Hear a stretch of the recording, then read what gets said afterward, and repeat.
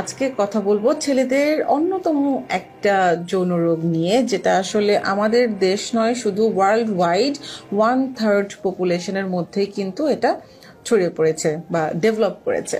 সেটা কি? সেটা হচ্ছে কি ইরেকটাইল ডিসফাংশন বা লিঙ্গ উত্থানজনিত যে সমস্যা, সেটা নিয়ে কথা বলবো। অনেকেই বলেন যে আমার পার্টনারের প্রতি আমার উত্তেজনা হয়, আগ্রহ হচ্ছে, বাট আমি যখন আমার পার্টনারের কাছে যাচ্ছি আমার লিঙ্গ উত্থান হচ্ছে না।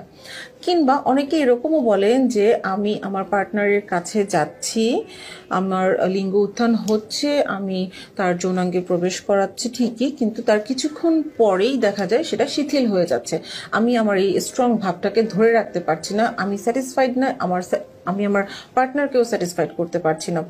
এবং এই ধারণা থেকে সবার মনে হয় এই বুঝি আমার জীবনটা শেষ হয়ে গেল, পার্টনারের সাথে ভুল বোঝাবুঝির একটা অবস্থা তৈরি হলো, আতঙ্কিত হয়ে যান, স্ট্রেসফুল একটা কন্ডিশন আপনাদের পারিবারিক এবং আপনাদের পার্সোনাল লাইফের মধ্যে চলে আসে। তো যাই হোক না কেন, যেহেতু এটা একটা সমস্যা, এটার কারণটাকে নিয়ে আমরা একটু কথা বলবো এবং এটার অন্যতম এবং নতুন যে চিকিৎসা ব্যবস্থা আছে সেটা নিয়ে একটু কথা বলবো। কারণ নিয়ে কথা বলতে গেলেই সবচেয়ে আগে যেটা বলতে হবে, যেহেতু আমি কিছুক্ষণ আগেই বলেছি যে ওয়ার্ল্ড ওয়াইড 1/3 পপুলেশন, মেল পপুলেশনের মধ্যেই কিন্তু ইরেকটাইল ডিসফাংশনের মতো প্রবলেমটা আছে। এটা অনেকগুলো কারণের সাথে আসলে রিলেটেড, বাট এটা এতটাই বেশি এখন ডেভেলপ করেছে যে এটাকে আমরা ডায়াবেটিস বা হাইপারটেনশনের মতো যে প্রবলেম, সেটার সাথেই কিন্তু ইদানিং গণ্য করতে শুরু করেছি। এই ইরেকটাইল ডিসফাংশন কিন্তু অন্যান্য ক্রনিক কিছু ডিজিজের একটা বহিঃপ্রকাশ হিসেবে আমরা দেখি এবং এটা অন্যতম একটা কারণ হিসেবে আমরা চিহ্নিত করেছি।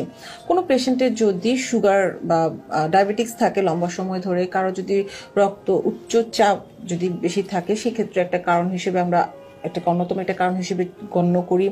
কারো কারো হার্টের প্রবলেম বা লিভারের প্রবলেম, কিডনির প্রবলেম যদি থাকে, লম্বা সময় ধরে সাফার করছেন, উচ্চ রক্তচাপের সাথে দেখা যায় যে অ্যাথেরোস্ক্লেরোসিস বা যেটাকে আমরা বলি যে আপনার hardening of the blood vessel, যেটাতে ব্লক হতে পারে, এই ধরনের প্রবলেমগুলো থাকে যদি কারো, কিংবা কেউ হয়তো হার্টে কিংবা আপনার ব্লাড ভেসেলের মধ্যে স্ট্যান্টিং করেছেন, এই ধরনের পেশেন্ট যারা আসেন তাদের ক্ষেত্রে কিন্তু আমরা খুব কমনলি আপনার এই ইরেকটাইল ডিসফাংশনের একটা কারণকে চিহ্নিত করতে পারি। সেকেন্ড যেটা না বললেই নয়, সেটা হচ্ছে যে আপনার হরমোনাল ইস্যুস। টেস্টোস্টেরনটা হচ্ছে কি মেল হরমোন, আমরা বলি মেল সেক্সুয়াল হরমোন। সাধারণত 40-র পর থেকে এই মেল সেক্সুয়াল হরমোনটা একটু একটু করে কমতে শুরু করে এবং দেখা যায় যে একটা পুরুষ যখন 35 বা 40-র মতো এজ, তখন তার কিন্তু যৌন উত্তেজনাটা খুব ভালো থাকে, তার পারফরমেন্স খুব ভালো থাকে। বাট 42 বা 41-এর পর থেকে যখন কিছুটা কমতে শুরু করে, তখন কিন্তু দেখা যায় তার মধ্যে বিভিন্ন ধরনের স্ট্রেস বা ডিপ্রেশন চলে আসতে শুরু করে।